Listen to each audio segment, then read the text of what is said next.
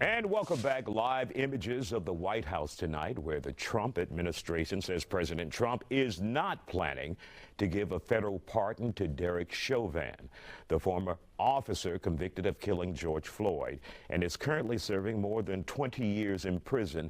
This comes as Minnesota Governor Tim Walz says officials in that state have been preparing for any civil unrest in the event of a pardon.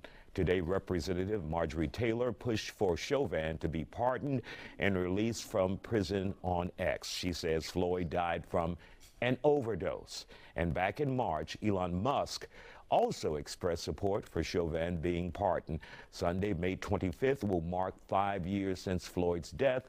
Joining us to talk about it here on The Factor Uncensored, defense attorney and former Harris County prosecutor Bayoji Akingbala, and activist and investigator Arthur Silky Slim Reed. Glad to have you both here on The Factor Uncensored. Bayoji, when you look at this case, what do you think this is about, this call for a pardon for Derek Chauvin? It's less about the law and more about politics, unfortunately. One thing that is, I guess, a light in all of this is that apparently the president has indicated that he's not going to pardon. He does have the power to do so under the Constitution, but he can only pardon federal crimes.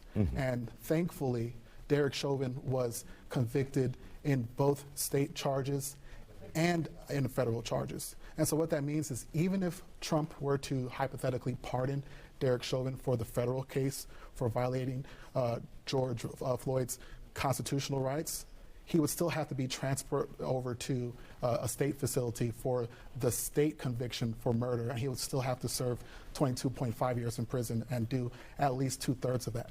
Got it.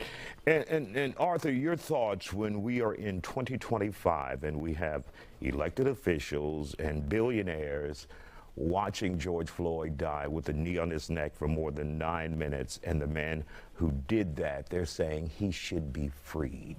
What do you think that's about? I think that's America. I think that's the white supremacists that study speaking here in America. And us as a people, we have to hold it down for our people the same way that they're holding their agenda.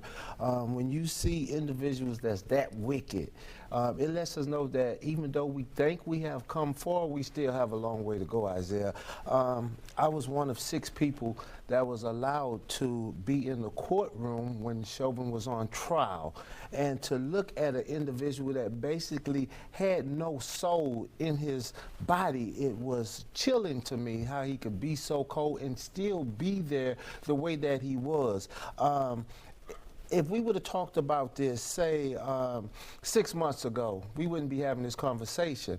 But now we're in a situation where white supremacists have stuck their head up, and it's proven something that I've always thought at the end of the day, that the criminal justice system is exactly that, especially right now. It's a justice system that's being ran by a bunch of damn criminals. So we have to pay attention, and we can put our boots on the ground for dancing and line dancing, but we have to put our boots on the ground for our own civil rights, to let them know that we will lift every voice and sing, but we're not afraid to lift every fist and swing if we have to. That's how serious this is. We hear you.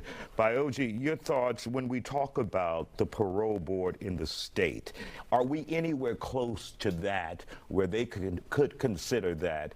And those who may say, look, I think the president is right. We need to give this guy a second chance. And Tim Walz, who is a governor who once ran for president against Trump, could he step in and say, absolutely not, I'm not signing anything?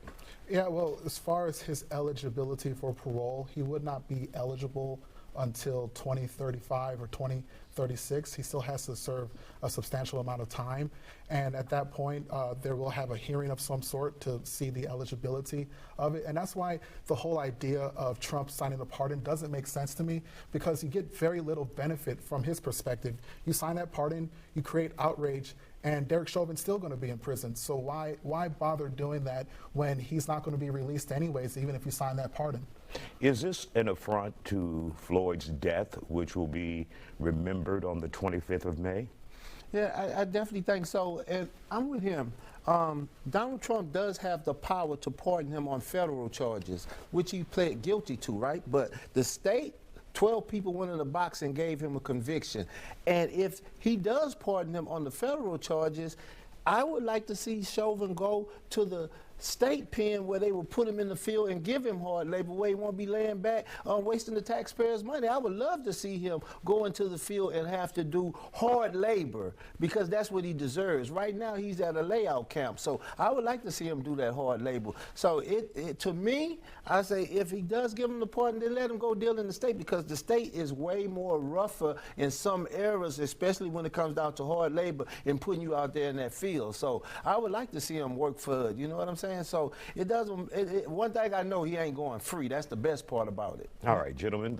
Another really thing quick to note is that on the federal charges, Derek Chauvin actually took a plea deal. That's so it right. doesn't make sense to pardon something that he himself admitted to being guilty of. Important point. Thank you, gentlemen, for joining me tonight.